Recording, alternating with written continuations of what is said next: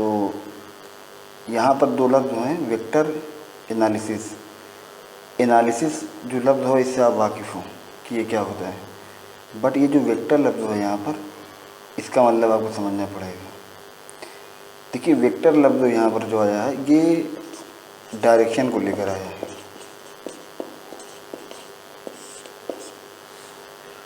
अब डायरेक्शन क्या होता है आप समझते हैं। दिशा, तो फिज़िक्स में आप देखते हैं, फिज़िक्स में जो क्वांटिटीज़ इस्तेमाल होती हैं, जो क्वांटिटीज़ यूज़ होती हैं, दो तरह की, दो मतलब दो टाइप की होती हैं। एक आपकी होती हैं स्केलर और एक आपकी होती हैं वेक्टर। स्केलर किसे कहते हैं, वेक्टर किसे कहते हैं। स्केलर उसे कहते हैं जिसमें सिर्फ मैग्नीट्यूड की ज़रूरत पड़ती है, डायरेक्शन का कोई खेल नहीं होता। अब वेक्टर में क्या होता है, इसमें मैग्नीट्यूड के साथ साथ डायरेक्शन की भी ज़रूरत पड़ती है, ठीक है ना।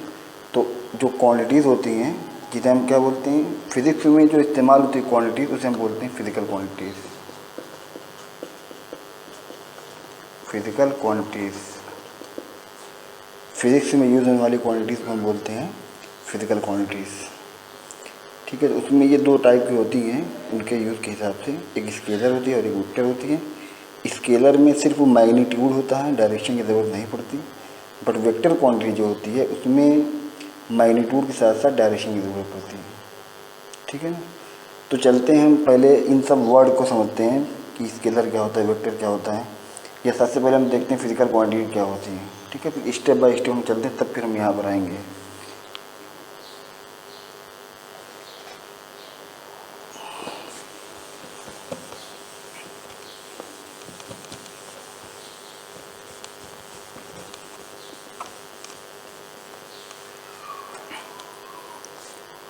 देखिए सबसे पहले देखें आप लोग फिजिकल क्वांटिटीज़।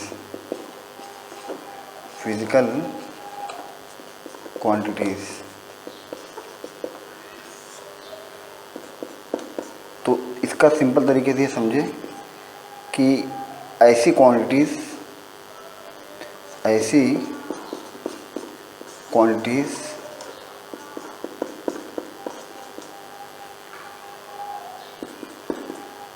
जो फिज़िक्स में यूज़ होती है, जो फिज़िक्स में क्या होती है, यूज़ होती है, ऐसी क्वांटिटी जो फिज़िक्स में यूज़ होती है उसे हम क्या बोलते हैं, फिज़िकल क्वांटिटीज़। ये तो एक सिंपल तरीके से हो गया, पर अगर हम इसकी डेफिनेशन की बात करें तो कैसे डिफाइन करेंगे, है ना। इसकी डेफिनेशन क्या होती है, तो फिज़िकल क्वांटिटी किसे कहते हैं, इसकी डेफिनेशन अगर देनी होगी तो आप ये कहोगे कि ऐसी क्वांटिटीज़ जिसको हम किसी इंस्ट्रूमेंट से क्या कर सकें, मेज़र कर सकें। मेज़र का मतलब क्या होता है, नापना या तौलना। ऐसी क्वांटिटीज़ जिसको किसी इंस्ट्रूमेंट से मेज़र किया जा सके, यानी कि नापा या तौला जा सके, तो उसे हम क्या बोलेंगे, फिज़िकल क्वांटिटीज़, ठीक है ना। तो जैसे फिज़िकल क्वांटिटीज़ में से आपको आ जाएगा मास, जैसे आपको आएगा लेंथ, जैसे आपको आ जाएगा टाइम, जैसे आपको आ जाएगा स्पीड, जैसे आपको आ जाएगा टेम्परेचर, फिर आपको हो जाएगा वेलोसिटी, फिर उसके बाद आपको हो जाएगा फोर्स, फिर उसके बाद हो जाएगा आपका वर्क। इस तरीके से बहुत सारी क्वांटिटीज़ हैं जो इन सब में आएंगी। तो मोटा मोटा क्या है कि ऐसी क्वांटिटीज़ जिसको किसी इंस्ट्रूमेंट से, इंस्ट्रूमेंट का मतलब कोई भी नापने या तोलने वाला जो यंत्र होता है, इंस्ट्रूमेंट का मतलब होता है यंत्र, तराजू है, फीता है, ये सब यंत्र तो ये हैं। अगर आपको करंट नापना है तो अमीटर का यूज़ करेंगे, अगर आपको वोल्टेज नापना है वोल्ट मीटर, अमीटर, ठीक है ना, अमीटर। तो अगर आपको करंट नापना होगा तो आप अमीटर का यूज़ करोगे। अगर आपको वोल्टेज नापना होगा तो वोल्ट मीटर का यूज़ करोगे आप, ठीक है ना। तो उसी तरीके से अलग अलग चीज़ों को स्पीड नापने के लिए स्पीडोमीटर का इस्तेमाल करोगे। तो अलग अलग फिजिकल क्वांटिटीज़ को मेज़र करने के लिए अलग अलग इंस्ट्रूमेंट होते हैं। तो कहने का मतलब ये है कि अगर उसको किसी इंस्ट्रूमेंट से मेज़र कर सकते हैं यानी कि नाप या तौल सकते हैं तो उसको क्या बोलेंगे, फिजिकल क्वांटिटीज़ बोलेंगे। फंडामेंटल क्वांटिटी एक होता है डिराइव क्वांटिटी। तो फंडामेंटल क्या होती हैं, इनका वजूद खुद से होता है, ये किसी से मिलकर नहीं बनी होती हैं।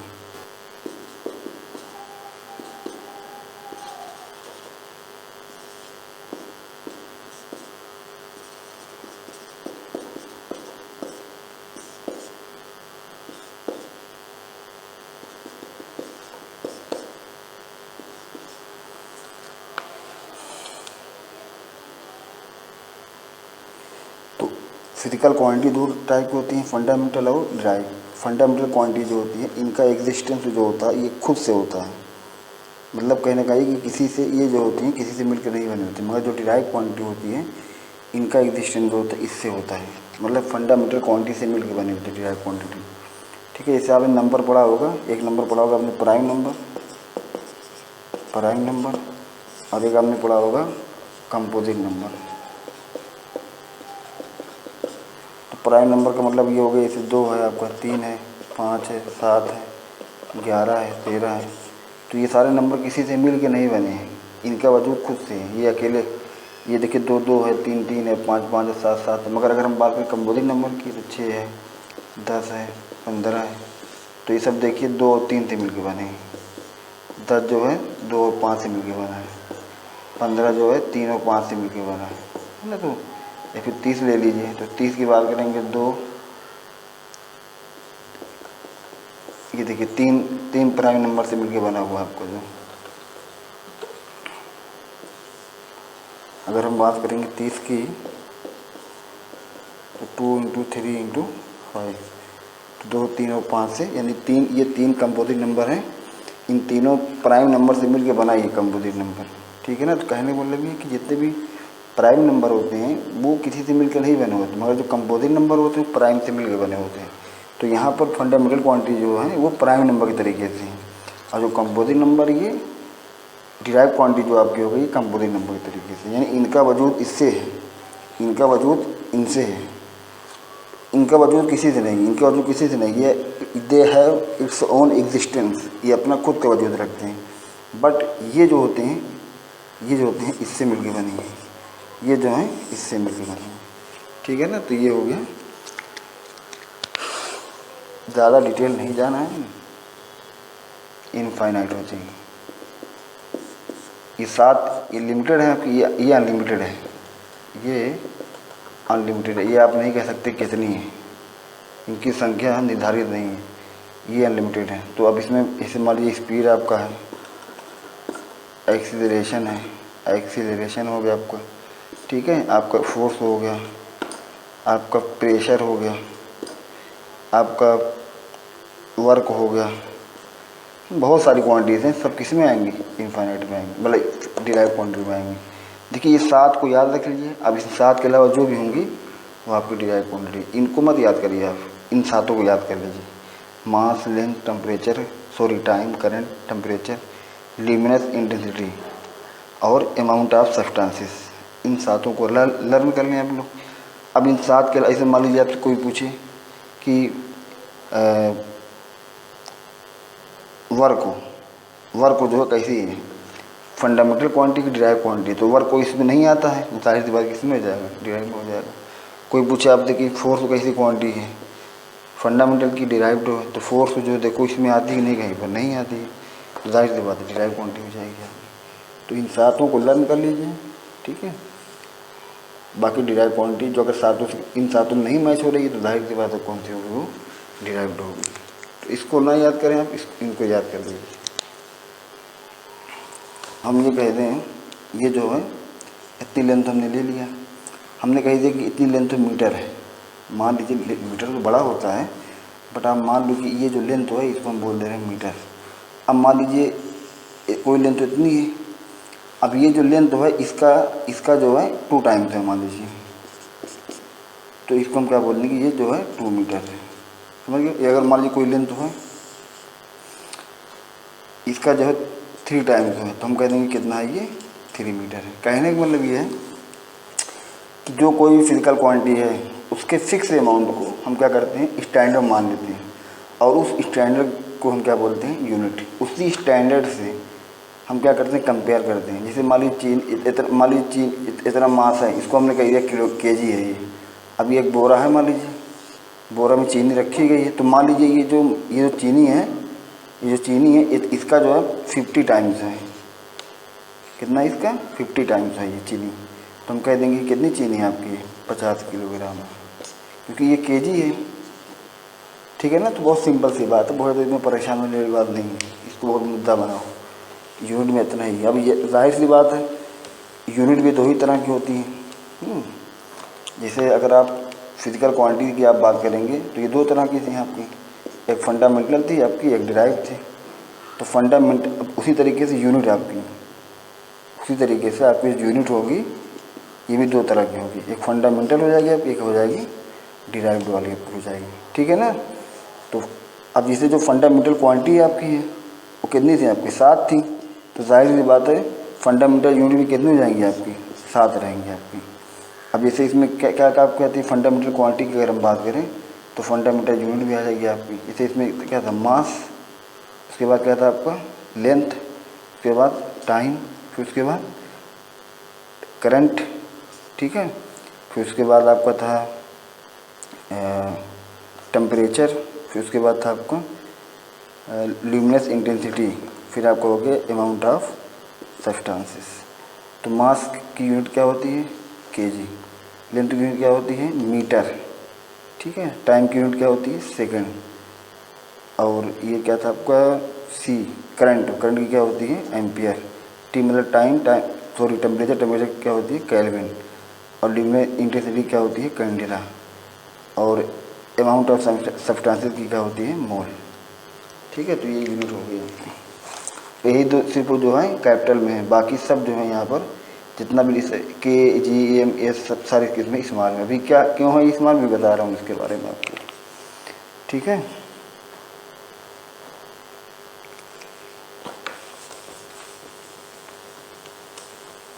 अब देखिए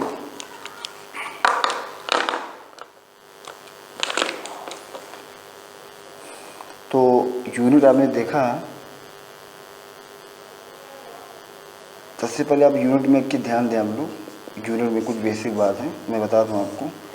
पहली बात, यूनिट अगर किसी साइंटिस्ट के नाम पर है तो उसको कैपिटल में लिखेंगे। ठीक है ना? कैपिटल में। अदरवाइज़ अगर साइंटिस्ट के नाम पर है तो कैपिटल में लिखेंगे, अगर साइंटिस्ट के नाम पर नहीं है, अगर है कैपिटल में, अगर नहीं है तो फिर स्मॉल में लिखेंगे हम लोग। ठीक है ना? स्मॉल लेटर में लिखा जाएगा। तो कब स्मॉल में कब कैपिटल में। अब जैसे मान लीजिए सिंगल अल्फ़ाबेट में लिखना चाहते हैं, ठीक है ना, संक्षेप में एब्रीविएशन जो आपका होता है संक्षेप में, अगर एब्रीविएशन या संक्षेप में लिखेंगे तो हम लिखेंगे कैपिटल में अगर साइंटिस्ट के नाम पर है, और अगर साइंटिस्ट के नाम पर नहीं तो हम करेंगे स्मॉल में। जैसे मान लीजिए टेम्परेचर, अब टेम्परेचर की यूनिट क्या होती है केल्विन। केल्विन को हम कैपिटल में ही लिखेंगे, केल्विन जो है ये साइंटिस्ट का नाम है इसीलिए इसको कैपिटल में लिखा जाता है। मगर हम बात करेंगे मास की, तो मास की होती है केजी, तो ये केजी जो है ये स्मॉल है, कि स्मॉल केजी किलोग्राम, ये किसी साइंटिस्ट का नाम नहीं है। ठीक है ना? अगर मान लीजिए पूरा लिखना है आपको जूल, तो इसको JUL जूल, ये हो जाएगा मीटर। ठीक है ना? ये हो जाएगा टेम्परेचर, तो केल्विन, ये हो जाएगा किलोग्राम। तो अगर इस तरीके से लिखते हैं तो फिर स्मॉल सही रहेगा। तब अगर पूरा लिखते हैं हम लोग, संक्षेप में नहीं लिखना है, एब्रीविएशन नहीं लिखना है, एक्सपेंड फॉर्म में लिखना है, तो फिर स्मॉल से ही स्टार्ट करेंगे, स्मॉल स्मॉल स्मॉल स्मॉल। जब सिंगल में लिखना होगा, सिंगल अल्फ़ाबेट, तब हम उसको क्या लिखते हैं साइंटिस्ट के नाम पर रहकर कैपिटल में, अगर नहीं है तो फिर स्मॉल में लिखेंगे। जैसे ये दोनों जे कैपिटल के, जैसे आप फोर्थ की यूनिट लिखते हो, फोर्थ की, तो आप किस में लिखते हो कैपिटल में लिखते हो। कभी आपने ऐसे लिखा नहीं, ऐसे लिखते हो, क्योंकि न्यूटन साइंटिस्ट का नाम है। मगर जब इसको आप फैला कर लिखोगे आप, तब ऐसे लिखोगे NWT, ये सही। ठीक। तो यूनिट में पहली बात मैंने बताया आपको। दूसरा पॉइंट ये है यूनिट को लेकर कि कभी भी प्लूरल में मत लिखा करो यूनिट को। जैसे मान लीजिए 50 किलोग्राम है चीनी, 50 किलोग्राम चीनी है मान लीजिए, ये बोरा है हमारी, इसमें 50 किलो चीनी है, 50 किलोग्राम, ठीक है। तो ऐसा नहीं कि इसको आप 50 किलोग्राम से लिख दूँ, ऐसे लगा दूँ, गलत हो जाएगा ये। वो चाहे 1 kg हो चाहे 100 kg हो, यूनिट को कभी भी प्लूरल में नहीं लिखा जाता। तो एस नहीं लगाएंगे। जैसे मान लीजिए मीटर है, ऐसा नहीं कि अब बाद में एस लगा दो मीटर्स, ये गलत हो जाएगा। ये सेकंड है तो अब कुछ सेकंड्स लास्ट में एस लगा दो, गलत हो जाएगा। प्लूरल नहीं लिखा जाता। यूनिट को कभी भी प्लूरल नहीं लिखा जाता, हमेशा सिंगुलर फॉर्म में ही लिखते हैं, ठीक है। दूसरी बात होगी। तीसरी बात यूनिट को लेकर ये है कि यूनिट में जब भी लिखें, जैसे किलोग्राम लिखें आप, तो बाद में पॉइंट मत लगाइए आप, ठीक है ना। जैसे मान लीजिए आपने लिखा मीटर, तो ऐसा नहीं कि बाद में लगेगा। जैसे मान लीजिए मैंने लिखा 10 मीटर, तो ऐसा नहीं कि 10 मीटर, ऐसे पॉइंट नहीं लगाया जाता, फुल स्टॉप नहीं लगा सकते यूनिट के बाद। तो इसके रिगार्डिंग तीसरी बात हो गई आप बोर्ड एग्जाम में, ठीक है। तो इन सब चीज़ें कुछ छोड़ती है वहाँ पर। और भी कोई डाउट वगैरह हो तो फिर पूछ सकती हैं, बेझिझक, कोई दिक्कत नहीं, ठीक है।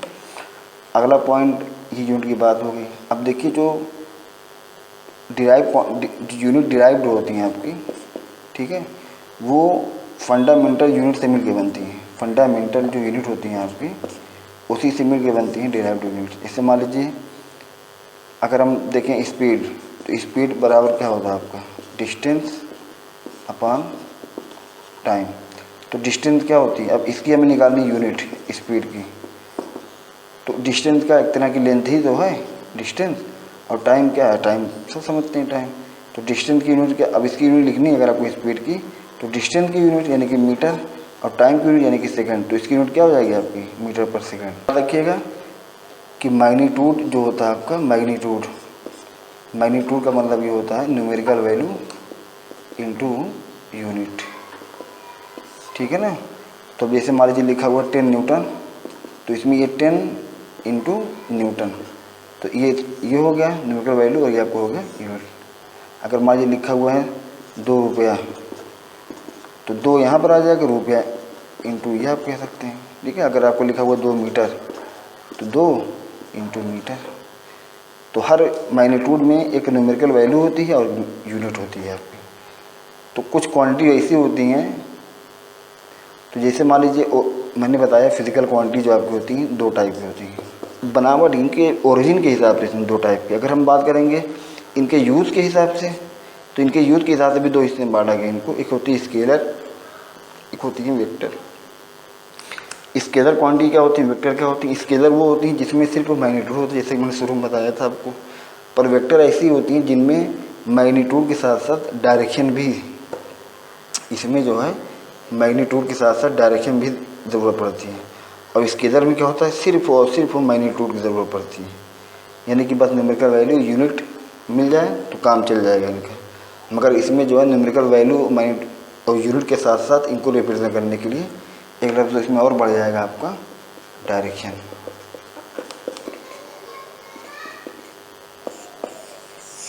हमने पढ़ा है 2 तरह, हमने पढ़ा है अलजेब्रा, सिंपल अलजेब्रा।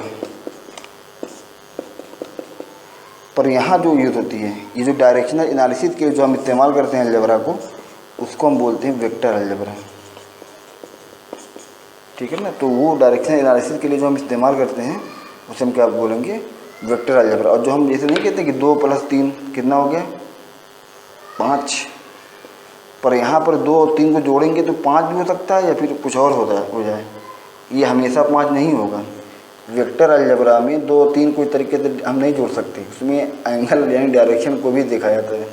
इसमें 2 3 5 नहीं होता, हो भी सकता है और नहीं भी हो सकता है, पर यहाँ पर 2 3 का जब जोड़ेंगे तो 5 ही होता है। तो ये जो अलजेब्रा है ये बहुत इंपॉर्टेंट है फिजिक्स। कहने वाले हैं कि जो फिजिकल क्वांटिटी होती हैं आपको, तो आप देखते हैं कि स्केलर और वेक्टर दोनों होती हैं आपकी। तो आप ये कैसे कह सकते हैं कि बगैर डायरेक्शन के अगर हम यूज़ करें तो क्या नहीं बात बनेगी, ज़रूरी क्या डायरेक्शन। तो देखिए मैं इसको बहुत ही सिंपल तरीके से समझाने की कोशिश कर रहा हूँ आपको कि हर जगह बगैर डायरेक्शन के नहीं बातें बन पाती। कहीं कहीं डायरेक्शन की ज़रूरत पड़ती है, डायरेक्शन बदलने से बातें बदल जाती हैं, इसीलिए ये क्वांटिटी बनाएंगे। इसे एग्जाम्पल हम लेते हैं कि ये एक बिल्डिंग है और यहाँ पर इस बिल्डिंग पर कोई व्यक्ति है जो यहाँ पर खड़ा हुआ है, ठीक है। पीछे से अगर मान लीजिए एक कोई आदमी और है आगे यहाँ पर, और उसने क्या किया, इस बंदर ने क्या किया, इसको इस डायरेक्शन में फोर्स लगा दिया 10 न्यूटन का, तो जाहिर है कि ये आदमी क्या होगा, नीचे आ जाएगा, तो इसकी डेथ हो जाएगी, एक्सपायर हो जाएगा, ख़त्म हो जाएगा। मगर अगर यही आदमी इस पर फोर्स लगा दी डायरेक्शन में 10 न्यूटन का, तो जाहिर सी बात है अब डेथ के बजाय क्या मिल जाएगी, इसको लाइफ मिल जाएगी। तो मिला जुला के जो हम कहना चाहते हैं कि इसमें ये है कि 10 न्यूटन फोर्स यहाँ भी लग रहा है, यहाँ भी लग रहा है, मगर यहाँ ध्यान देने वाली बात है कि डायरेक्शन देखिए बदल दी गई। जब यही डायरेक्शन है तो उसको वो एक्सपायर हो जाता है, और जब ये डायरेक्शन हो तो उसको लाइफ। तो समझ रहे हैं ना, दो कितने बड़े बड़े दो रिजल्ट, तो कितना अच्छा खासा डिफरेंस है दोनों में। बस सिर्फ किस लिए, ये देखिए मैग्नीट्यूड सेम है मगर डायरेक्शन बदल दी, तो किस तरीके से ये दो रिजल्ट आपको मिल रहे हैं। तो इसीलिए यानी कि डायरेक्शन मायने रखती है, यानी कि फोर्स जो आपका होता है उसमें सिर्फ मैग्नीट्यूड की ज़रूरत नहीं पड़ती, फोर्स को रिप्रेजेंट करने के लिए, उसको शो करने के लिए मैग्नीट्यूड के साथ साथ और उसकी ज़रूरत पड़ती है डायरेक्शन की।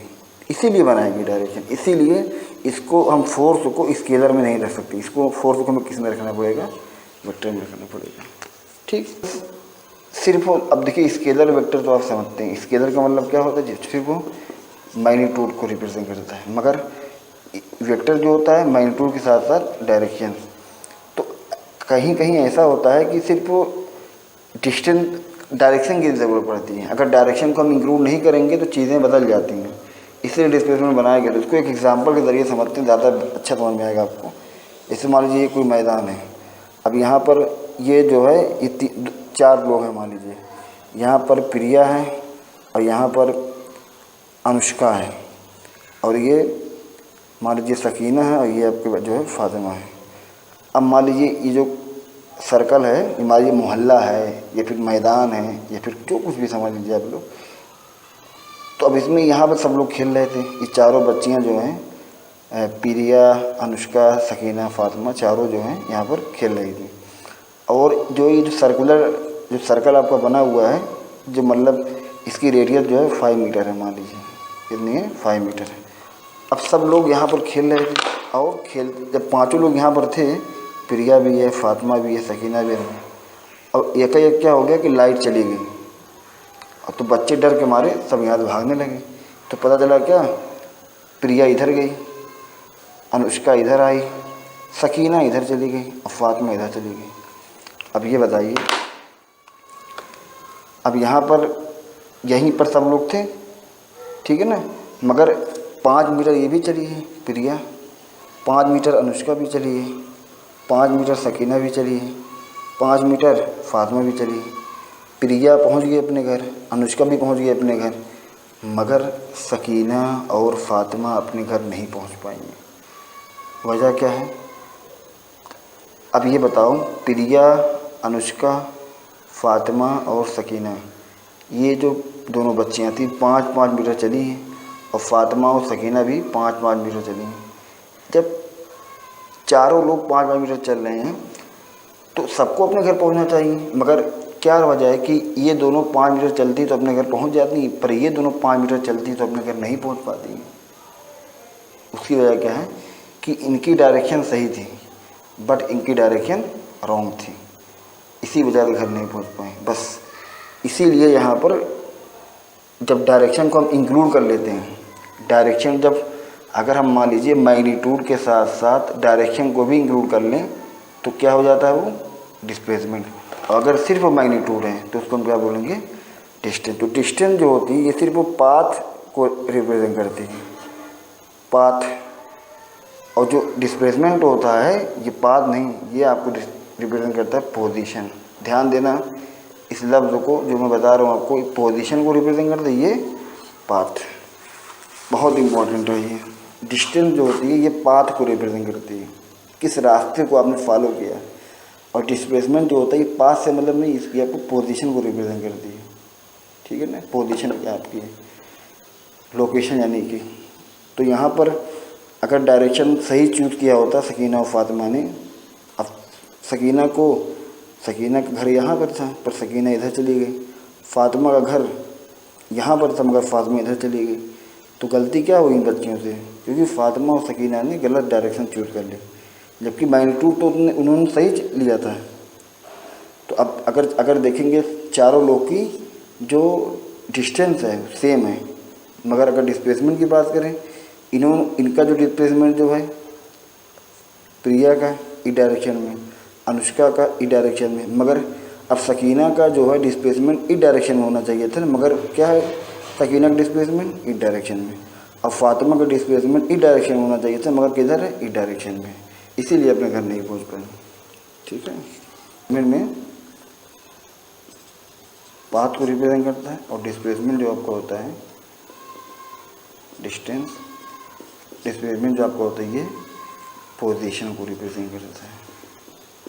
ठीक है ना, इसको भूलिएगा मत। एक मैदान है और ये पिच है, मान लीजिए यहाँ पर बैट्समैन है और यहाँ पर बॉलर है। ठीक है, यहाँ पर बॉलर है, यहाँ पर ये बॉलर है, यहाँ पर क्या है, बैट्समैन है। ठीक है, अब मान लीजिए बैट्समैन को जब इधर आएगा तभी तो रन लिया माना जाएगा। मान लीजिए बैट्समैन इधर से इधर जाए, बैट्समैन जो है इधर ना दौड़ने बजाय इधर दौड़ जाए, इतना ही इधर ना दौड़ने बजाय इधर दौड़ जाए, तो क्या रन माना जाएगा। मान लीजिए ये 2 मीटर है, मान लीजिए इधर 2 मीटर दौड़ जाए तो रन नहीं माना जाएगा। वजह डायरेक्शन गलत चूज़ कर ली इसने, इस डायरेक्शन में जाना था ना।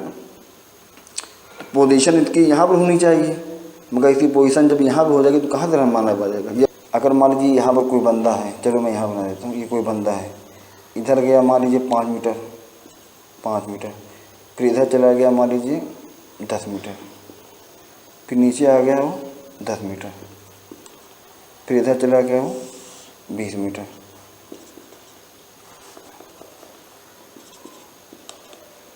फिर ऊपर कितना चला गया, मान लीजिए 5 मीटर। ठीक है, फिर इधर चला गया मान लीजिए,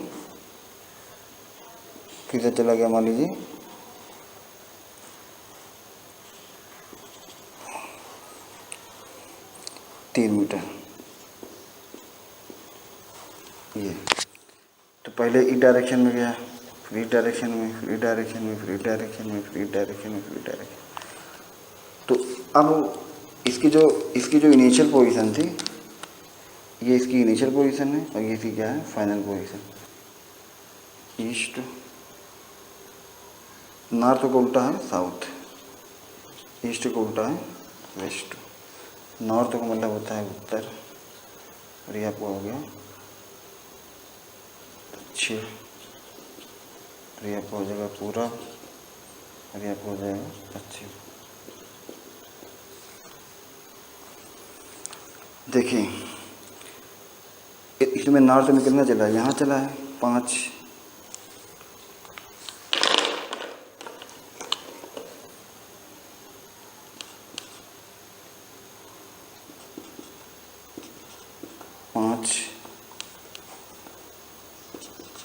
पाँच मीटर, और इसके बाद ये इधर गया आपको, यहाँ गया है, और ये गया 5। ठीक है, उसके बाद साउथ इस डायरेक्शन में, तो देखिए यहाँ पर आया है इस डायरेक्शन में, बस एक ही बार 10। उसके बाद ईस्ट में यानी कि इस डायरेक्शन में, तो यहाँ गया 10 और ये गया 3। वेस्ट में यानी कि इस डायरेक्शन में, तो ये 20 और कहीं नहीं। तो इसमें नेट कितना गया है 10, यहाँ नहीं है, ये कितना हो गया 13, यहाँ कितना हो गया 20।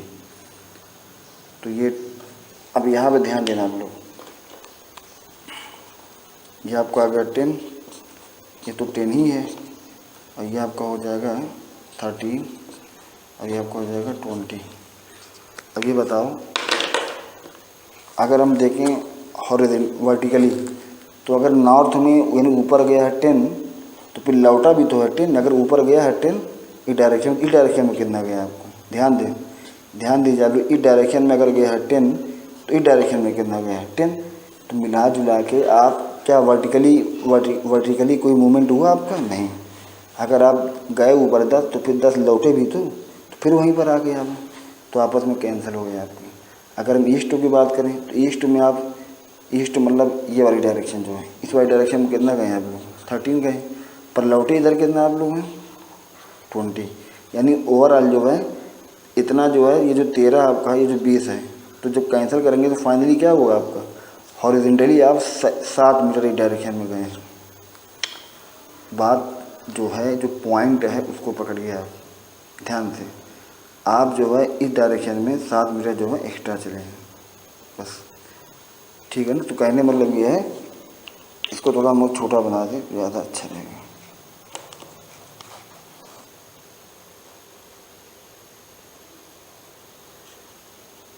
ये हमारे 3 मीटर इतना है। तो ये जो यहाँ से यहाँ जब मिलाओगे, ये डिस्प्लेसमेंट है, ठीक है। अब देखिए यहाँ पर डायरेक्शन जो होती है मेरी, ये इनिशियल पॉइंट है और ये फाइनल आपका हो गया। जहाँ से चला था ये था और जहाँ पे आकर रुका ये है।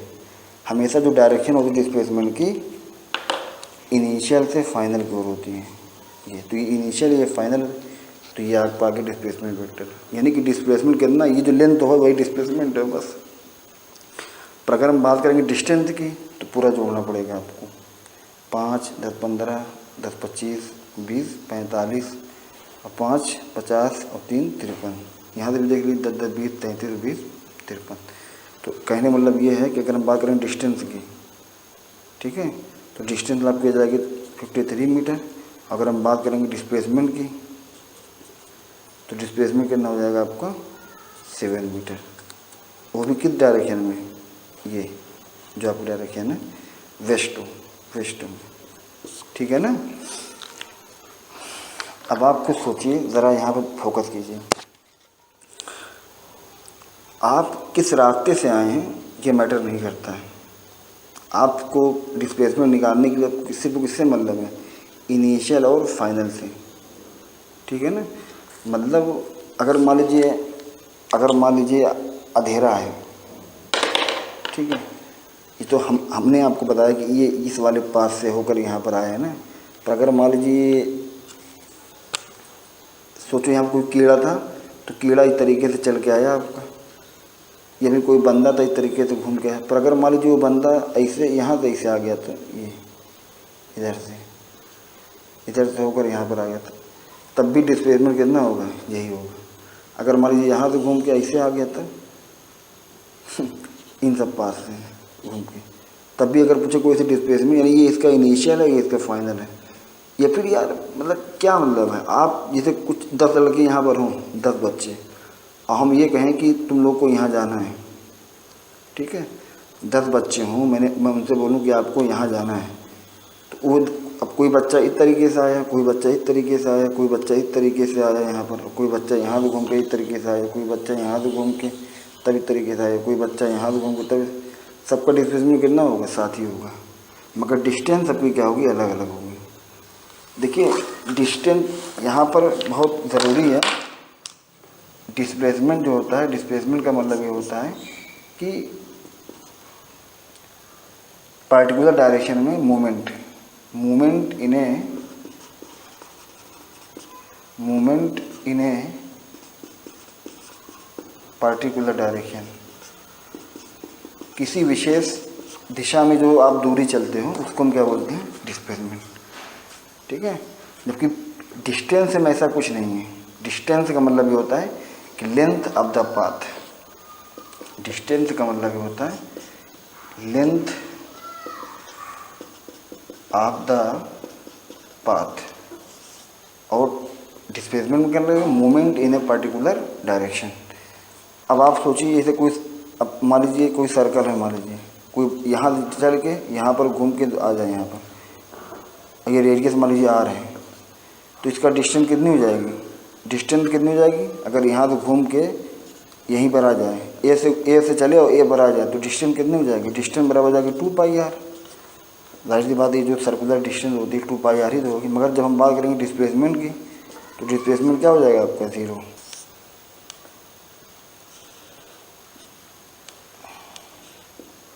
अगर यहाँ पर हैं आप इधर से घूम के यहाँ से यहीं पर आ गए, ठीक है।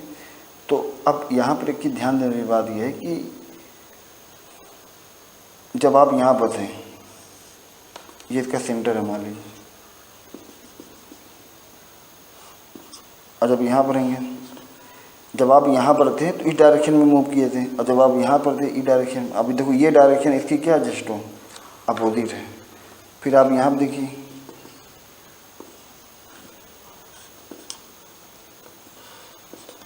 यहाँ पर जब आप थे तो इस डायरेक्शन में मूव किए थे, और यहाँ पर जब आप थे तो इस डायरेक्शन में मूव किए, तो ये दोनों एक दूसरे को कैंसिल कर देंगे। तो इस तरीके से यहाँ पर सबका एक कैंसिल पॉइंट है। आप यहाँ हैं, यहाँ हैं, ठीक है। यहाँ से अगर आप यहाँ ध्यान दें तो इन दोनों को कैंसिल कर देगा। आप जब यहाँ से अब यहाँ पर आएंगे तो इसका यहाँ पर जब आप तो इस डायरेक्शन में चले हैं, जब आप यहाँ पर घूम के आएंगे यहाँ पर तो इस डायरेक्शन, तो मतलब ये डायरेक्शन क्या है दूसरे के, ये देखिए जस्ट अपोजिट है।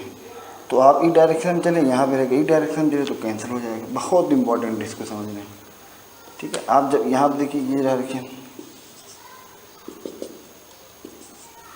तो इस डायरेक्शन में चले थे आप यहाँ पे रहते हुए, और इस डायरेक्शन में चले हो यहाँ पे रहते हुए, तो फिर कैंसिल हो गए। मतलब इसमें सबका एक पेयर है, हर डायरेक्शन का एक उल्टी डायरेक्शन यहाँ पर है जब आप घूमते, इसीलिए यहाँ पर पूरा जब घूम के आते हैं उसी जगह पर तो डिस्प्लेसमेंट क्या जाता है आपका 0 हो जाता है। Very very important point. बार बार अभी हमने पीछे देखा था जो 7 मीटर आया था इस डायरेक्शन में, 7 मीटर आया था इस डायरेक्शन में, वो कौन सी डायरेक्शन थी आपकी, थी पश्चिम वाली, यानी कि वेस्ट वाली थी आपकी। तो अब ये वेस्ट लफ्ज़ हम तो लिखेंगे है नहीं कि बार बार हम वेस्ट लिखें, तो इनको भी रिप्रेजेंट करने के लिए कोई ना कोई ऐसी रिप्रेजेंटेशन आ जाए जो उसको रिप्लेस कर सके। तो मैं आपको बता दूं, नॉर्थ, ईस्ट, वेस्ट और साउथ, इसके लिए हम इस्तेमाल करते हैं जे कैप का, इसके लिए इस्तेमाल करते हैं माइनस जे कैप, इसके लिए आई कैप का, और डायरेक्शन के लिए माइनस आई कैप का। तो ये जे कैप, आई कैप, माइनस जे कैप, माइनस आई कैप, ये सब क्या है, ये सब रिप्रेजेंटेशन है, ये डायरेक्शन को रिप्रेजेंट करते हैं। अगर कहीं भी लिखा हुआ है 4 आई कैप न्यूटन, तो इसका मतलब क्या होगा कि ये जो 4 आपका न्यूमेरिकल वैल्यू हो गई, और न्यूटन का हो गया आपका यूनिट, और ये आपको क्या होगा, ये डायरेक्शन को रिप्रेजेंट कर रहा है। यानी कि 4 न्यूटन का फोर्स लगा है। अगर मैं कहूँ कि मेरे ऊपर जो है ये कोई बंदा है मान लीजिए, ठीक है, ये कोई बंदा था आपका यहाँ पर, और इस पर जो है ये फोर्स लगा, तो बताओ किधर जाएगा, तो मैं कहूँगा कि इस डायरेक्शन में जाएगा, ईस्ट वाले में। क्यों? क्योंकि देखो 4 न्यूटन का फोर्स लगाया गया है किस डायरेक्शन में, 4 आई कैप न्यूटन, यानी कि डायरेक्शन क्या आती है आपकी, ये वाली आएगी, यानी ईस्ट वाली, यानी ये बंदा जो इधर मूव करेगा, ठीक है। अगर मैं कहूँ कि 4 आई कैप न्यूटन, और फिर मैं कहूँ कि इस पर एक फोर्स और लगाया तो -4 आई कैप, तो ये किधर जाएगा, ये वाला फोर्स और ये वाला फोर्स, तो बंदा किधर जाएगा, तो मैं कहूँ कहीं नहीं जाएगा, अपनी जगह बना रहेगा। क्यों? देखिए 4 आई कैप यानी कि 4 न्यूटन का फोर्स लग रहा है आपका कि डायरेक्शन में, ईस्ट वाली में, इसका मतलब ये है। और इसका मतलब क्या है कि इसको ऐसे लिख दो 4 माइनस आई कैप न्यूटन, यानी ये क्या हो गया आपका 4 न्यूटन का फोर्स लग रहा है डायरेक्शन में, वेस्ट में।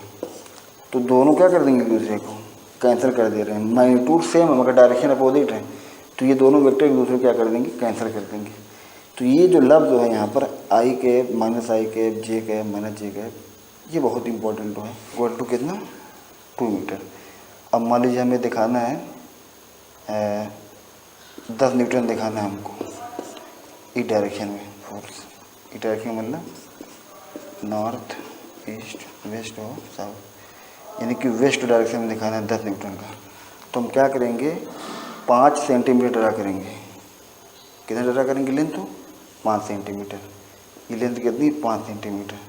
और डायरेक्शन कौन सी आपकी, वेस्ट है, तो हम हेड इधर बनाएंगे, ठीक है। तो अब ये जो 5 सेंटीमीटर, इसको हम क्या लिख देंगे यहाँ पर 10 न्यूटन। अब ये जो पैमाना है जब हमने स्केल दिया है कि 1 सेंटीमीटर बराबर 2 न्यूटन, तो इसकी लेंथ हम नापेंगे, और जब नापेंगे तो कितनी निकल के आएगी, ये आपकी आएगी 5 सेंटीमीटर। तो 5 सेंटीमीटर का मतलब कितना हो जाएगा आपको, 10 न्यूटन हो जाएगा। अगर मान लीजिए हमने स्केल चेंज कर दिया, हमने कही दिया नहीं, हम कहेंगे कि 1 सेंटीमीटर बराबर 1 न्यूटन, तो हमें कितनी लेंथ खींचनी पड़ेगी हमको, तब 10 सेंटीमीटर खींचनी पड़ेगी, और डायरेक्शन के लिए हम क्या करेंगे, ये वाली बना देंगे, तो ये 10 न्यूटन अपने आप हो जाएगा। Equal vector,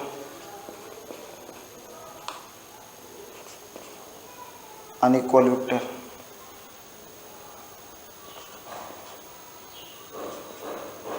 parallel vector, anti parallel vector, opposite vector,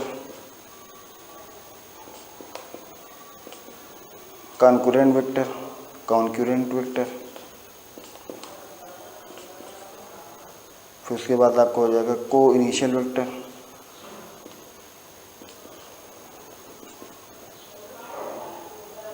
को लीनियर वेक्टर, को इनिशियल वेक्टर और को लीनियर वेक्टर, उसके बाद को प्लेनर वेक्टर, फिर उसके बाद आपका हो जाएगा zero vector,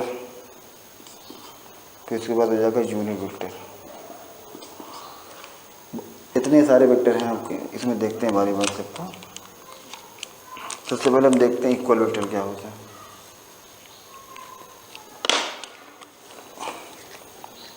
one, to, three, 4, 5, 6, 7, 8, 9, 10 और 11। तो नंबर 1 जो आपका होता है इक्वल वेक्टर में क्या होता है, ऐसे वेक्टर मैग्नीट्यूड और डायरेक्शन ये भी सेम है, ये भी सेम है। ऐसे वेक्टर जिनके मैग्नीट्यूड और डायरेक्शन दोनों सेम हो, हम क्या बोलेंगे, इक्वल वेक्टर। जैसे हमारे ये वेक्टर ये है, ये वेक्टर ये है, इसको हम वेक्टर ए कह रहे हैं, इसको मैं नाम दिया वेक्टर ए, इसको मैं नाम दिया वेक्टर बी। एक चीज़ और, अगर मान लीजिए वेक्टर आप बनाते हैं, एक वेक्टर यहाँ बना दिए मैं, इसको ए से रिप्रेजेंट करते हैं, इसको बी से, तो इसके ऊपर हम हेड जो बना देते हैं, ये हेड जो बनाते हैं यहाँ पर वेक्टर के मतलब अल्फ़ाबेट हमने इस्तेमाल किया। अल्फ़ाबेट जो हम यूज़ करते हैं इसका मतलब क्या होता है कि वो वेक्टर को रिप्रेजेंट कर रहा है, ठीक है ना। अल्फ़ाबेट जो होता है वो वेक्टर को रिप्रेजेंट करने के लिए इस्तेमाल करते हैं। और अगर उसके ऊपर हेड बना हुआ है, मतलब एरो बनी हुई, तो समझ जाइए क्या है कि वो वेक्टर क्वांटिटी है, ठीक है। इसे हमारा डिस्प्लेसमेंट है, हम डी से रिप्रेजेंट करते हैं, तो ऐसे लिख दिया हमने। वेलोसिटी के ऊपर ऐसे बना दिया, एक्सेलरेशन के ऊपर ऐसे बना दिए, फोर्स के ऊपर इस तरीके से बना दिए। मान लीजिए हम लिखते हैं स्पीड, तो स्पीड में नहीं लिखेंगे हेड, वर्क हो तो वर्क में नहीं बनाएंगे आप, ठीक है। तो अगर मान लीजिए एरो बनी हुई है तो वेक्टर क्वांटिटी है, अगर एरो नहीं बनी हुई तो वो स्केलर है। तो यहाँ पर दो वेक्टर हैं, एक वेक्टर ए, वेक्टर बी। अब चूँकि मैग्नीट्यूड और डायरेक्शन दोनों एक, मैग्नीट्यूड भी बराबर और डायरेक्शन भी सेम है, तो यहाँ पर कह देंगे vector A equal to vector B. एक वेक्टर ये है मान लीजिए इस डायरेक्शन में, एक वेक्टर ये है, इसको मैं नाम दे दूँ वेक्टर ई, इसको मैं नाम दे दूँ वेक्टर एफ। तो हम लिख देंगे vector E equal to vector F, ठीक है ना। एक वेक्टर ये है, एक वेक्टर ये है। अब मैग्नीट्यूड तो सेम है मगर डायरेक्शन देखिए यहाँ पर अपोजिट है, तो इसे हम इक्वल वेक्टर नहीं कह सकते, ये इक्वल वेक्टर नहीं है। तो इक्वल वेक्टर होने के लिए मैग्नीट्यूड के साथ साथ डायरेक्शन भी सेम होनी चाहिए, बस दैट्स इट। अनइक्वल वेक्टर क्या होंगे, जो इक्वल वेक्टर की कंडीशन को नहीं फुलफिल करते, जो इस कंडीशन को फुलफिल नहीं करेंगे, उसको हम क्या बोलेंगे, अनइक्वल वेक्टर। तो नंबर 2 में जो आपका हो जाएगा अनइक्वल वेक्टर। इक्वल वेक्टर में जो प्रॉपर्टी को क्वालिफाई नहीं करते उसको हम बोल देंगे अनइक्वल वेक्टर। ये है, ये वेक्टर ये है, तो वेक्टर ए, वेक्टर बी। तो यहाँ पर a vector A is not equal to vector B, वजह मैग्नीट्यूड और डायरेक्शन दोनों नहीं है। मैग्नीट्यूड देखिए छोटा बड़ा है आपका, डायरेक्शन एक इधर की इधर है। अगर मान लीजिए मैं एक वेक्टर ये बना, वेक्टर ये बना, तो डायरेक्शन सेम भले से मगर लेंथ तो नहीं बराबर है, मैग्नीट्यूड अलग अलग हो गया, तो ये भी अनइक्वल वेक्टर हो गया आपके। मतलब सिंपल तरीके से याद रखिएगा जो इक्वल वेक्टर की कंडीशन क्वालिफाई नहीं करेंगे उसे हम क्या बोलेंगे, अनइक्वल वेक्टर। तो दोनों हो गए यहाँ। अब अगला देखिए पैरेलल वेक्टर क्या होते हैं। ऐसे वेक्टर जो एक ही डायरेक्शन, ये नंबर 3 वाला जो है, जो सेम डायरेक्शन में हो। अगर सेम डायरेक्शन में हो, मैग्नीट्यूड जो भी हो, मैग्नीट्यूड से मतलब नहीं है हमको, मुद्दा क्या है, डायरेक्शन। अगर दो वेक्टर जो है सेम डायरेक्शन में है, छोटे बड़े हों उससे मतलब नहीं है, ये सेम डायरेक्शन में ये वेक्टर, ये मान लीजिए, ये ले लीजिए आप लोग, ये ले लीजिए, सब आपको पैरेलल हो गए आपके। और एंटी पैरेलल में क्या होगी, एंटी पैरेलल का मतलब होगा जो अपोजिट डायरेक्शन में होते हैं। जैसे एक वेक्टर ये है, एक वेक्टर ये है, तो इसको हम क्या बोलेंगे, एंटी पैरेलल वेक्टर। फिर उसके बाद आपका आ गया अपोजिट वेक्टर। अपोजिट वेक्टर जो होती हैं वो ध्यान देखिएगा, दोनों में बहुत बारीक सा फर्क हुआ है। अपोजिट वेक्टर हम उसे बोलेंगे जिनके मैग्नीट्यूड तो सेम हो, मगर डायरेक्शन जो होती है वो अपोजिट हो, यू टर्न दे दे, मतलब उल्टी हो डायरेक्शन। इससे एक वेक्टर ये है, एक वेक्टर ये है। अब ज़रा ध्यान दें, वेक्टर ए का दोनों का मैग्नीट्यूड सेम है, मगर देखिए डायरेक्शन क्या जस्ट अपोजिट है। तो यहाँ पर मान लीजिए वेक्टर ए है और ये वेक्टर बी है, तो वेक्टर ए बराबर नहीं जिससे वेक्टर बी के, मगर हम नेगेटिव से अगर मल्टीप्लाई कर देंगे वेक्टर बी में, नेगेटिव ऑफ वेक्टर बी, तो ये बराबर हो जाएगा आपको। तो नेगेटिव से मल्टीप्लाई करने पर बराबर हो जाता है। तो रीज़न क्या है, ये आप याद रखिएगा, किसी भी वेक्टर में अगर नेगेटिव से मल्टीप्लाई करते हैं तो उसकी डायरेक्शन जो होती है यू टर्न ले लेती है, यू टर्न ले लेगी, सॉरी, इसमें मैग्नीट्यूड से मतलब है, इसमें मैग्नीट्यूड से मतलब है।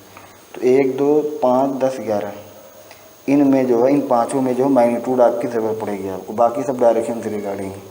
तो ये 4 हो गया आपका। पाँचवा मैंने बताया आपका कि मैग्नीट्यूड तो सेम हो मगर डायरेक्शन क्या हो, अपोजिट हो। और किसी भी वेक्टर में अगर आप नेगेटिव से मल्टीप्लाई करेंगे तो वो यू टर्न नहीं लेगा। यानी कि अगर मान लीजिए कोई वेक्टर इधर है, ऐसे मान लीजिए इस पर एक फोर्स, ये ब्लॉक है कोई, ये फोर्स लगा रहा है F1 और ये फोर्स लगा रहा है आपका इधर F2, ठीक है ना। अब दोनों वेक्टर हैं आपके, अब दोनों का मैग्नीट्यूड मान लीजिए सेम है, ये भी 10 न्यूटन का लगा रहा है, ये भी 10 न्यूटन का फोर्स लगा रहा है। तो अगर मान लीजिए इसमें हम F1 अगर मैं मल्टीप्लाई कर दूंगा इसमें नेगेटिव से, तो ये वेक्टर क्या हो जाएगा, पलट जाएगा, आपको ये डायरेक्शन में हो जाएगा। अब यहाँ बराबर कर देंगे, यानी minus of F2 F1 vector क्या हो जाएगा, इक्वल वेक्टर हो जाएंगे। क्योंकि मैंने बताया आपको कि दोनों के मैग्नीट्यूड सेम थे मगर डायरेक्शन जस्ट अपोजिट थी। अब ये दोनों वेक्टर बराबर हो जाएंगे आपके। तो यहाँ पर वेक्टर को बराबर होने के लिए, अपोजिट वेक्टर के लिए मैग्नीट्यूड के साथ साथ डायरेक्शन पे आपको फोकस करना पड़ता है। अब यहाँ पर कोई इनिशियल वेक्टर, तो ऐसे वेक्टर जिनका स्टार्टिंग पॉइंट सेम हो, जैसे वेक्टर इधर ही आ रहा है, ये वेक्टर इधर ही आ रहा है, तो वेक्टर ये हो गया, ये वेक्टर भी हो गया। तो इनका जो टेल है, टेल कॉन्साइड कर गया, इसमें मैग्नीट्यूड से मतलब नहीं है, डायरेक्शन से मतलब नहीं है, सिर्फ इनका स्टार्टिंग पॉइंट सेम होना चाहिए, ठीक है ना। एक वेक्टर इधर लग जाए, मान लीजिए वेक्टर इधर बना दीजिए, तो दोनों वेक्टर कैसे हो गए आपके, को इनिशियल वेक्टर, तो ये भी हो गया आपका। फिर उसके बाद को लीनियर वेक्टर, ऐसे वेक्टर जो एक ही लाइन पे लाई करें, जैसे मान लीजिए वेक्टर ये है, ये वेक्टर ये है, एक वेक्टर ये है, तो ऐसे वेक्टर जो एक लाइन पर लाई करें उसे हम क्या बोलेंगे, को लीनियर वेक्टर। को प्लेनर वेक्टर क्या हो गया आपके, ऐसे वेक्टर जो एक प्लेन पर लाई करें, ऐसे वेक्टर, जैसे मान लीजिए यहाँ पर मैंने ये बनाया है और ये एक वेक्टर मैंने यहाँ बना दिया, एक वेक्टर यहाँ बना दिया, एक वेक्टर यहाँ, तो वेक्टर ए हो गया, वेक्टर बी हो गया, ये वेक्टर सी हो गया। तो तीनों वेक्टर क्या होंगे, एक प्लेन पर हैं, ठीक है। अब जैसे मान लो मैं एग्जांपल जैसे मान लो रख दूँगी जी, मैग्नीट्यूड से मतलब में डायरेक्शन मतलब नहीं है आपको, ये वेक्टर ये वेक्टर ये वेक्टर ये तीनों इसी के प्लेन में है, जो टेबल के प्लेन में, पर ये वेक्टर देखिए ये आपकी तरफ आ रहा है, तो ये जो है को प्लेनर नहीं इन तीनों के साथ। मगर ये जो ग्रीन रेड ब्लू ब्लैक जो आपके तीनों एक प्लेन में है, यानी को प्लेनर वेक्टर है, मगर ये जो ब्लू वाला आपको को प्लेनर वेक्टर नहीं है आपका, ठीक है। उसके बाद जीरो वेक्टर क्या होता है, एक ऐसा वेक्टर जिसका मैग्नीट्यूड ज़ीरो हो, ऐसा वेक्टर जिसका मैग्नीट्यूड क्या हो, ज़ीरो हो, उसे हम क्या बोलेंगे, ज़ीरो वेक्टर। मगर जो इसकी डायरेक्शन होती है, या तो इसकी नो डायरेक्शन, इसकी कोई डायरेक्शन नहीं होती, या फिर हम कहेंगे इनफाइनाइट डायरेक्शन होती है, या तो इसकी नो डायरेक्शन लिखेंगे हम लोग, या फिर हम क्या लिखेंगे, इनफाइनाइट डायरेक्शन लिखेंगे। तो नो डायरेक्शन का मतलब क्या होगा कि, और इनफाइनाइट डायरेक्शन मतलब क्या होगा, देखिए अगर एक पॉइंट है, जब मैग्नीट्यूड 0 है तो एक पॉइंट तरीके से, अब ये पॉइंट में कोई डायरेक्शन थोड़ी ना होगी। अब खुद सोचिए, अगर मान लीजिए तुम ये लगा दे और बहुत सारे पॉइंट है, तो अब ये समझ में आ रहा है कि या तो ये डायरेक्शन है तो ये डायरेक्शन होगी। या अगर मान लीजिए कोई पॉइंट है ये, तो इसमें डायरेक्शन या तो ये हो सकती है तो ये हो सकती है। पर अगर मान लीजिए एक पॉइंट है तो उसमें आप चाहे इधर ले लो, चाहे इधर ले लो, चाहे इधर ले लो, कहीं भी ले लो, कहीं भी ले लो, ठीक है। तो इसमें इनफाइनाइट डायरेक्शन होती है। तो अगर मान लीजिए 0 वेक्टर है तो उसमें क्या होगी, उसका चूँकि मैग्नीट्यूड नहीं होता ना, जब मैग्नीट्यूड नहीं होगा, अगर मैग्नीट्यूड हो तो कुछ नहीं, अब ये तो डायरेक्शन इधर या तो इधर होगी। पर अगर एक पॉइंट है, जैसे मान लो एक वेक्टर हमने बनाई तरीके, तो ये जो वेक्टर है, ये जो इसकी लेंथ होती है वही तो होता है मैग्नीट्यूड, वही तो होता है आपका मैग्नीट्यूड। मगर अगर इधर हेड लगा तो डायरेक्शन इधर है, अगर हम इधर लगाते तो डायरेक्शन इधर होती। पर अगर मान लीजिए हम क्या करें, ये जो वेक्टर है अगर इसको कम करते जाएँ, करते करते करते करते करते करते, तो जब लास्ट में पॉइंट बचेगा तो उसकी डायरेक्शन थोड़ी बना पाएंगे, कोई डायरेक्शन नहीं होगी। तो ये होगा। अब यूनिट वेक्टर क्या होता है, एक ऐसा वेक्टर जिसका मैग्नीट्यूड क्या होता है, 1 होता है, ठीक है। और डायरेक्शन क्या होती है, जाहिर सी बात, अगर ऐसा वेक्टर जिसका मैग्नीट्यूड क्या हो, 1 हो, और इसकी जो डायरेक्शन होती है, हम किसी भी वेक्टर की डायरेक्शन को रिप्रेजेंट करने के लिए हम यूज़ करते हैं किसको, यूनिट वेक्टर की जो डायरेक्शन होगी हम उस वेक्टर में मल्टीप्लाई कर देंगे। तो इससे क्या होगा कि उस वेक्टर में, क्योंकि इसका मैग्नीट्यूड खुद, जो यूनिट वेक्टर होते हैं इनका खुद का मैग्नीट्यूड कितना है आपका, 1 है। तो अगर किसी वेक्टर के साथ मल्टीप्लाई होंगे तो उसके मैग्नीट्यूड को कोई इफेक्ट नहीं डालेंगे, मगर डायरेक्शन जो है उसको एक डायरेक्शन दे देंगे। बहुत ही गजब की चीज़ है। यहाँ पर ये आप ध्यान देखिए, इनका मैग्नीट्यूड 1 होता है, तो जब भी यूनिट वेक्टर किसी वेक्टर के साथ मल्टीप्लाई होते हैं तो उनके मैग्नीट्यूड को कोई इफेक्ट नहीं डालते हैं। हाँ, डायरेक्शन जो होते हैं, जो डायरेक्शन होगी वही डायरेक्शन उस वेक्टर की हो जाएगी जब मल्टीप्लाई होंगे। वेक्टर जो आपके होते हैं,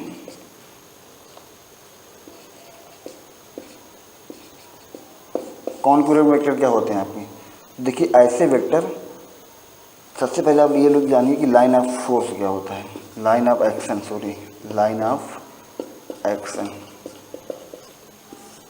हिंदी में बोलते हैं क्रिया रेखा। देखिए, जिस रेखा के अलाउंग, जैसे मान लीजिए कोई बॉडी है, ब्लॉक है, उस पर फोर्स लग रहा है डायरेक्शन में मान लीजिए, ठीक है। तो जिस लाइन के अलाउंग फोर्स लगता है, अब इसे इसके अलाउंग फोर्स लग रहा है कि नहीं, तो इसको हम बोलेंगे लाइन ऑफ एक्शन। तो कहने का मतलब ये है कि जिस डायरेक्शन के अलाउंग फोर्स लगता है उसको हम क्या बोलते हैं, लाइन ऑफ एक्शन। अगर मान लीजिए इस व्यक्ति पर फोर्स इस डायरेक्शन में लग गया तो इस फोर्स की लाइन ऑफ एक्शन क्या होगी, ये होगी, ठीक है ना। तो जिस डायरेक्शन के अलाउंग फोर्स लगता है उसको हम क्या बोलते हैं, लाइन ऑफ एक्शन। तो अगर मान लीजिए ऐसे वेक्टर हों, 2 या 2 से ज़्यादा जो भी हों, अगर इनका जो उनका लाइन ऑफ एक्शन जो होता है एक पार्टिकुलर एक पॉइंट से गुजरे तो उसे हम बोलेंगे कॉन्करेंट वेक्टर। अब ये कॉन्करेंट वेक्टर, अब इसे मान लीजिए ये मैं बना लेता हूँ पहले में से ही एडवांस। अब ये है मान, ठीक है, ये मैंने बना दिया इस तरीके से ये। अब मान लीजिए एक वेक्टर मैंने यहाँ बना दिया, फिर एक वेक्टर मैंने ये बना दिया, एक वेक्टर ये बना दिया, एक वेक्टर मैंने ये बना दिया। अब ध्यान दें आप लोग, अगर इसको बढ़ाएंगे तो ये देखो, ये और ये, ठीक, और ये, तो इनका जो है लाइन ऑफ एक्शन, ये देखो यहाँ सबकी मीटिंग हो रही है, यहाँ पर सबकी, इनका लाइन ऑफ एक्शन ये है, इसका लाइन ऑफ एक्शन देखिए ये है, इनका जो लाइन ऑफ एक्शन देखिए ये है, ठीक है।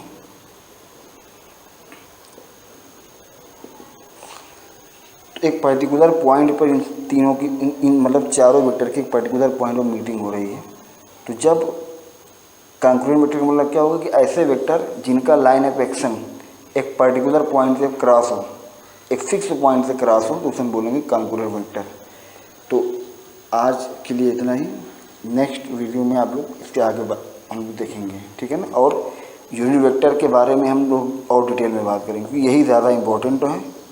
तो इसके बारे में डिटेल हम लोग आगे देखने वाले हैं। शुक्रिया।